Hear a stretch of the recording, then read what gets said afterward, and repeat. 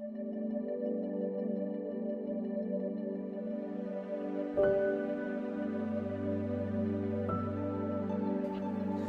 से नासरी के अजीम और जलाली नाम में मैं आप सब की खिदमत में इस्लाम अर्ज करता हूँ और रास्तबाजी के कामों की सीरीज़ के इस पहले पार्ट में मैं आप सबको खुशामदीद कहता हूँ। आइएगा हम बाइबल मुकद्दस की तिलावत करें। किताब खुदा में से मत्ती रसूल का इंजीली बयान और उसके छठे बाब की पहली आयत में कुछ लिखा है,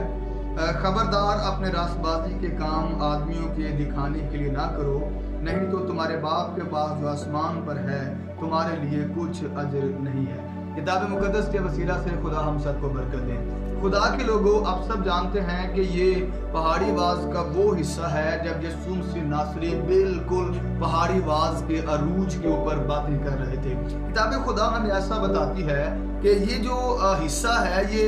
रसूल मत्ती के अंजीली बयान के 5वें बाब से शुरू होता है, जिसको हम माउंट सरमन या पहाड़ी वाज कहते हैं। इसके अंदर यसुम से नासरी ने वो खास बातें की जो शरीयत के ताल्लुक से थी और हमारी इखलाकी और अदबी जिंदगी पर उसके बड़े ज्यादा असरात मुरतब होने वाले थे। खुदा के लोगों, यसुम से नासरी के बारे में लिखा है कि आपके साथ बेशुमार लोग थे जो यीशु मसीह को फॉलो कर रहे थे और उनकी तालीमात को सुनने के लिए, उनकी बातों को सुनने के लिए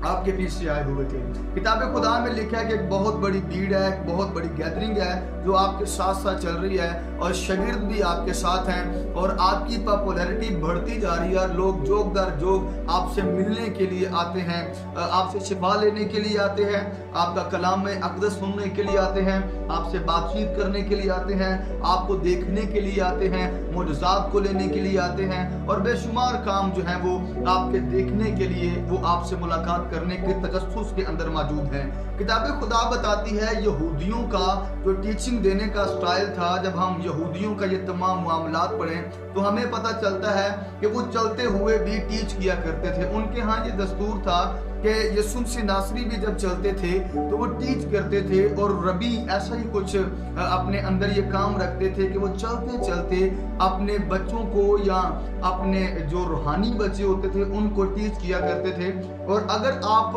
बाइबल मुकद्दस को गौर से पढ़ें तो हमें पता चलता है कि अंधे बरतुमाई को जब चुप करवाया गया था, उसने शहराए जनूब के ऊपर यरीहू के बाहर जब ये सदा लगाई थी, यसुम नासरी इब्न दाऊद मुझ पर रहम कर, तो उसको चुप करवाने का हकीकत में मकसद भी यही था कि कोई बड़ी थियोलॉजिकली बात चल रही थी या बड़ी अहम बात चल रही थी जिसको वो सुन रहे थे और उसको डांट रहे थे कि तू चुप हो जा। अब यसुम से नासरी के ताल्लुक से बताया जाता है कि वो अक्सर चलते चलते भी लोगों को दर्स व तदरीस दिया करते थे और आपकी तालीम की फसीह बलागत इस कदर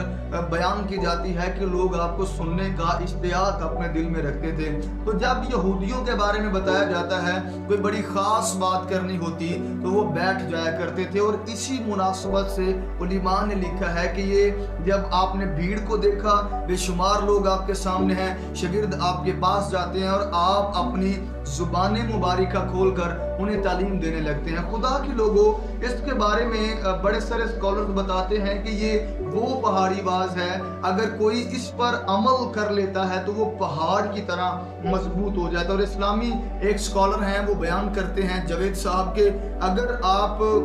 मसीह अलैहिस्सलाम के पहाड़ी बाज को अपनी ज़िंदगी में ले लें तो आपके अंदर इखलाकियात के बहुत ज़्यादा आ सकती हैं। और एक दफ़ा वायसराय जो हैं वो पाकिस्तान और इंडिया का, क्योंकि उस वक्त पार्टीशन नहीं हुई थी, दौरा कर रहे थे, तो बताया जाता है कि वो यहाँ पर आए और एक दफ़ा वो महात्मा गांधी के आश्रम के अंदर गए तो उन्होंने महात्मा से पूछा कि मैं ऐसा क्या किया जा सके कि हम बरसगीर के मसाइल पर काबू पा सकें। तो उन्होंने अपने आश्रम से उठे और अपने मेज़ पर से अंजील शरीफ का एक नुस्खा उठाया और कहा कि अगर हम पहाड़ी बाज पर अमल कर लें तो हम बरसगीर के मसाइल तो क्या, हम पूरी दुनिया के मसलों के ऊपर जो है वो बात कर सकते हैं या पूरी दुनिया के मसलों को हल कर सकते हैं। हमने छठे बाब में पढ़ा, आपने फरमाया खबरदार, वार्न किया गया है और अपने रास्तबाजी के काम आदमियों के दिखाने के लिए ना करो। अब ये रास्तबाजी के काम जो यहूदियों के अंदर किए जा रहे थे,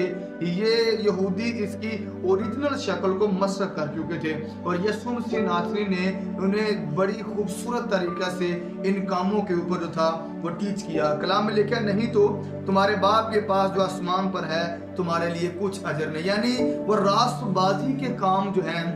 وہ یہودی کر تو رہے تھے مگر بڑے غلط طریقہ سے کر رہے تھے. اس کی جو اوریجنل شکل تھی یا طریقہ تھا یا میتھڈ تھا وہ اس کو بھنگ کر چکے تھے یا اس کو برباد کر چکے تھے اور وہ اپنے فائدہ کے لیے سب کچھ کر رہے تھے. خدا کے لوگوں، خدا آپ کو اس کلام کے وسیلہ سے برکت دے. ہم اگلے پارٹ میں سیکھیں گے کہ وہ راست بازی کے کام کون سے تھے اور ان کاموں پر کیا ایسے کام کیے جا رہے تھے جو غلط قرار دیے گئے. خدا آپ سب کو برکت دے. آمین. تک ہمارا چینل سبسکرائب نہیں کیا تو ابھی سبسکرائب کریں اور بیل آئیکن کو کلک کر کے ہماری لیٹسٹ ویڈیوز کے بارے میں اپڈیٹ جانیں.